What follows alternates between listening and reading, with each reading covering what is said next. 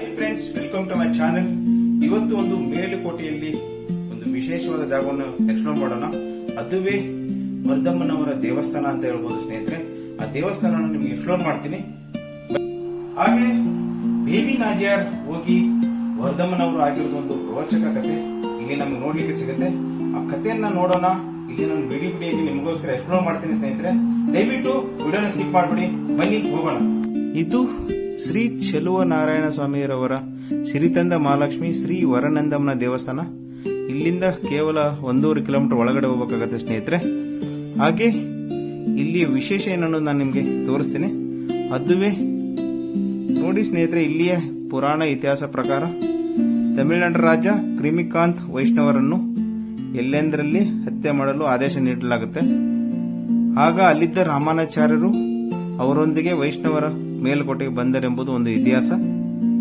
ಆದರೆ ಒಮ್ಮೆ ರಾಮಾನುಚಾರ್ಯ ಕನಸಿನಲ್ಲಿ ಶ್ರೀಮನ್ ನಾರಾಯಣರು ಕಾಣಿಸಿಕೊಂಡು ಅನೇಕ ವರ್ಷಗಳ ಹಿಂದೆ ಮೇಲುಕೋಟೆಯ ಮೇಲೆ ದೆಹಲಿ ಸುಲ್ತಾನರು ದಾಳಿ ಮಾಡಿದ ಸಂದರ್ಭದಲ್ಲಿ ಉತ್ಸವ ಮೂರ್ತಿ ಚೆಲುವ ನಾರಾಯಣ ಸ್ವಾಮಿಯ ಮೂರ್ತಿಯನ್ನು ಕದ್ದೊಯ್ದಿರುವುದು ಒಂದು ಇತಿಹಾಸ. ಇದು ಮೇಲುಕೋಟೆಯಿಂದ ದೆಹಲಿ ಬಾದ್ಶಾಹರ ಆಸ್ಥಾನಕ್ಕೆ ಉತ್ಸವ ಮೂರ್ತಿಯನ್ನು ಎತ್ತಿಕೊಂಡು ಹೋಗ್ತಾರೆ.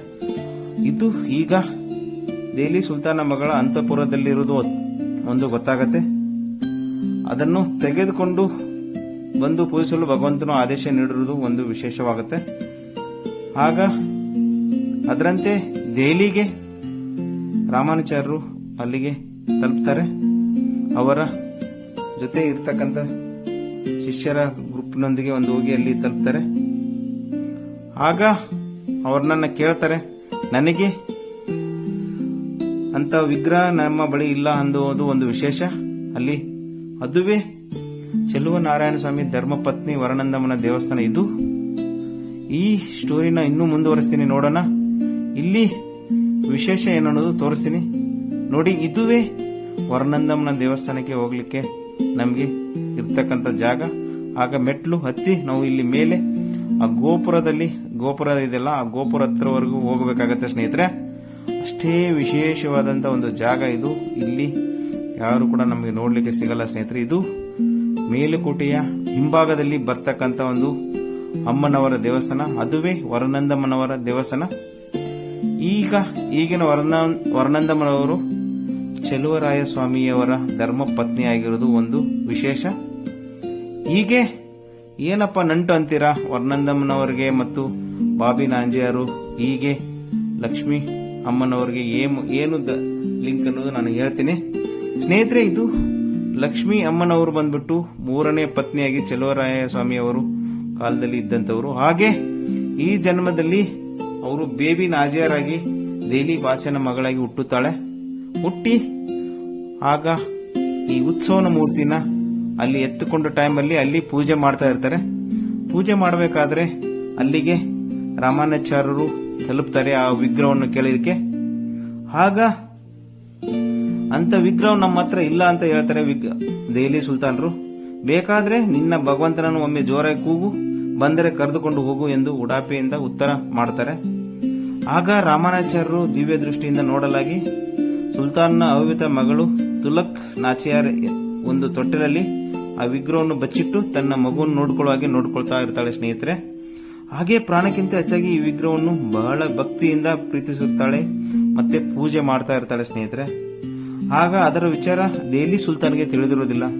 ಇದನ್ನು ಮನಗಂಡ ರಾಮಾನುಚಾರ್ಯರು ಒಮ್ಮೆ ಜೋರಾಗಿ ಕರೀತಾರೆ. ಅದು ಏನಂದ್ರೆ ತಮಿಳಲ್ಲಿ ವಾಡಾ ಎನ್ನ ಕನ್ನ ಎನ್ನ ಸೆಲ್ವ ಪಿಳ್ಳೆ ಎಂದು ಭಕ್ತಿಯಿಂದ ಪ್ರೀತಿಯಿಂದ ಮಕ್ಕಳನ್ನು ಕರೆಯುವ ರೀತಿಯಲ್ಲಿ ಕರೆಯಲಾಗಿ ಆ ವಿಗ್ರಹವು ತನ್ನಷ್ಟಕ್ಕೆ ತಾನೇ ನಡೆದುಕೊಂಡು ಬಂದು ರಾಮಾನುಜರು ತೊಡೆಯ ಮೇಲೆ ಕುಳಿತುಕೊಳ್ಳುತ್ತದೆ ಸ್ನೇಹಿತರೆ. ಇದನ್ನು ಕಂಡು ಆಸ್ಥಾನದ ಎಲ್ಲ ಸುಲ್ತಾನ ಸೇರಿದಂತೆ ನಿಬ್ಬೆರಗಾಗುತ್ತಾರೆ. ನಂತರ ಆ ವಿಗ್ರಹವನ್ನು ಮೇಲುಕೋಟೆಗೆ ರಾಮಾನುಜರು ತೆಗೆದುಕೊಂಡು ಬರುತ್ತಾರೆ. ನಂತರ ಉತ್ಸವ ಅಲ್ಲಿ ನಡೆಯುತ್ತೆ ಅನ್ನೋದು ಒಂದು ವಿಶೇಷ. ಇದು ಸ್ವಲ್ಪ ದಿನಗಳ ನಂತರ ಚೆಲುವ ನಾರಾಯಣ ಬಿಟ್ಟಲಾರದೆ ಸುಲ್ತಾನ ಮಗಳು ಮೇಲುಕೋಟೆಗೆ ಓಡೋಡಿ ಬರುತ್ತಾಳೆ. ಮೇಲುಕೋಟೆ ದೇವಾಲಯದ ಬಳಿ ಅವಳನ್ನು ತಡೆಯಲು ದ್ವಾರಪಾಲಕರು ಅವಳನ್ನು ದೇವಾಲಯದ ಒಳಗಡೆ ಬಿಡಲು ನಿರಾಕರಿಸುತ್ತಾರೆ ಸ್ನೇಹಿತರೆ. ಬಹಳ ನೋವಿನಲ್ಲಿದ್ದ ನಾಚಿಯಾರ್ಗಳನ್ನು ಕಂಡು ರಾಮಾನುಚಾರ್ಯರು ಅವಳನ್ನು ದೇವಾಲಯದ ಒಳಗಡೆ ಬಿಡಲು ಸೂಚಿಸುತ್ತಾರೆ. ಆಗ ನಾಚಿಯಾರ್ ಓಡಿ ಹೋಗಿ ದೇವರ ಗರ್ಭಗುಡಿಯಲ್ಲಿ ಎಲ್ಲರೂ ನೋಡುತ್ತಿದ್ದಂತೆ ಆ ಗರ್ಭದ ಒಳಗಡೆ ಐಕ್ಯವಾಗುತ್ತಾಳೆ.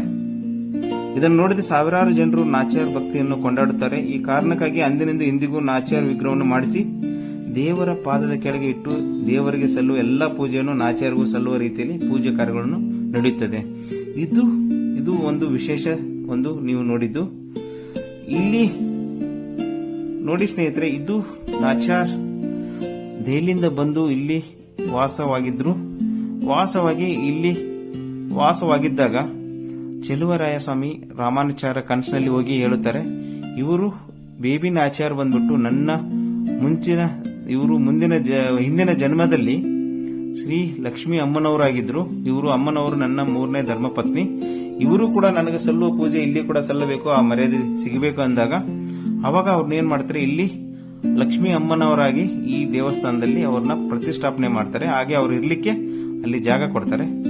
ಹಾಗಾಗಿ ಈಗ ಬೇಬಿ ನಾಚ್ಯಾರಿಂದ ನಮಗೆ ವರನಂದಮ್ಮನವರಾಗಿ ಇಲ್ಲಿ ಪೂಜೆ ಮಾಡಲಿಕ್ಕೆ ಶುರು ಮಾಡ್ತಾರೆ. ಆಗ ಬೇಬಿ ನಾಚ್ಯಾರ್ ಇವರು ದೆಹಲಿಯವರ ಮೂಲರಾಗಿದ್ದರಿಂದ ಇವರ ತವರು ಮನೆ ಅಷ್ಟು ದೂರ ಹೋಗಿ ಬರ್ಲಿಕ್ಕೆ ಆಗಲ್ಲ ಅಂತ ತಿಳಿದುಕೊಂಡು ಇಲ್ಲಿ ಹತ್ತಿರ ಇರ್ತಕ್ಕಂತ 3 ಹಳ್ಳಿಗಳಿಗೆ, ಅಂದ್ರೆ ಅದುವೇ 3 ಹಳ್ಳಿಗಳು, ಅದುವೇ ಅಂದ್ರೆ ನ್ಯಾಮನಹಳ್ಳಿ, ಕಾಡೇನಹಳ್ಳಿ ಹಾಗೂ ಕದಲಗೆರೆ ಗ್ರಾಮದ ಇವು 3 ಹಳ್ಳಿಗಳನ್ನ ತವರು ಮನೆಯಾಗಿ ಇಲ್ಲಿ ತೀರ್ಮಾನ ಮಾಡ್ತಾರೆ ಸ್ನೇಹಿತರೆ. ಹಾಗೆ ಇಲ್ಲಿ ಒಳಗಡೆ ಹೋಗೋಣ ಬನ್ನಿ. ಅವಾಗ ಬೇಬಿ ನಾಚ್ಯಾರ್ ಬಂದು ಇದೇ ಗುಹೆಯಲ್ಲಿ ಇದ್ದಿದ್ದು. ಹಾಗೆ ಇವಾಗ ಲಕ್ಷ್ಮೀ ಅಮ್ಮನವರಾಗಿ ಇಲ್ಲಿ ವರನಂದಮ್ಮನವರಾಗಿ ಇಲ್ಲಿ ನಮಗೆ ಪ್ರತಿಷ್ಠಾಪನೆ ಮಾಡಿ ನೋಡ್ಲಿಕ್ಕೆ ಸಿಗೋದು ಒಂದು ವಿಶೇಷವಾಗಿತ್ತು.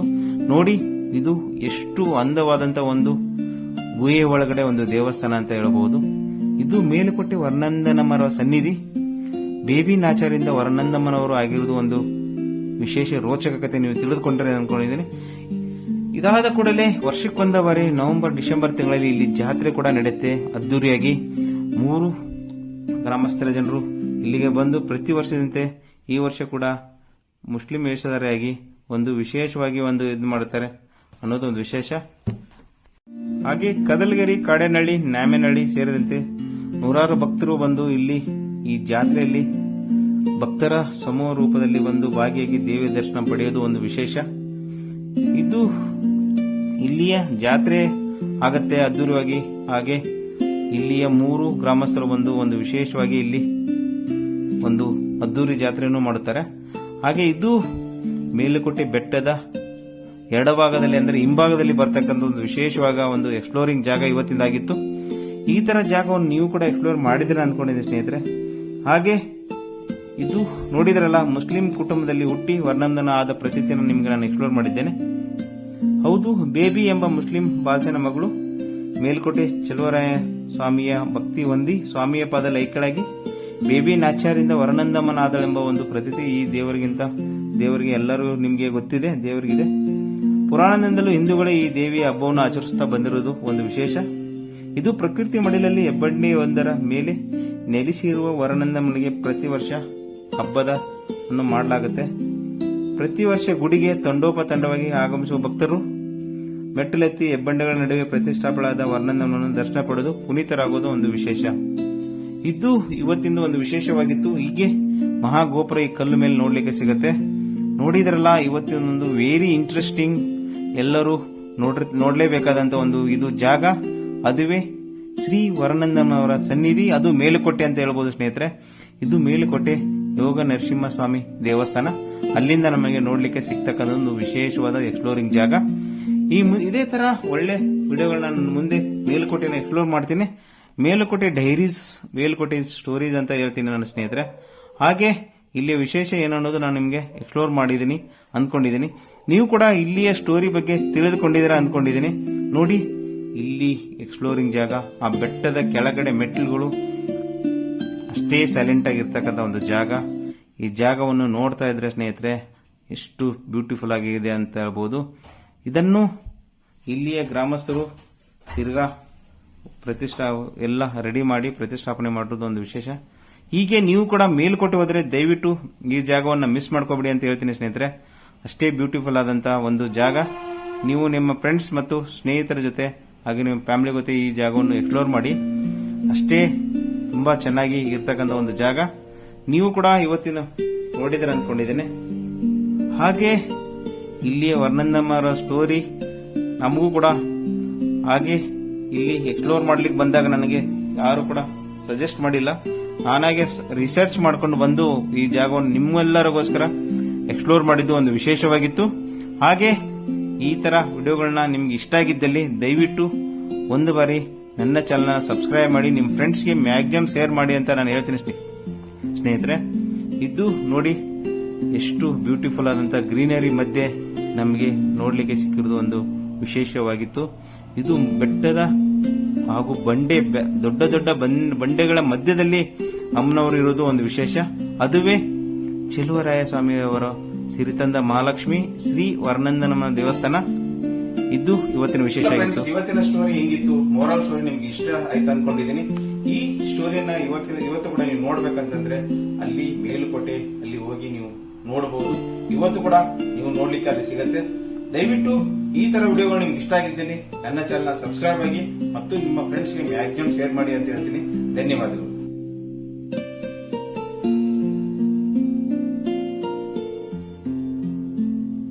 Please subscribe my YouTube channel. Thank you.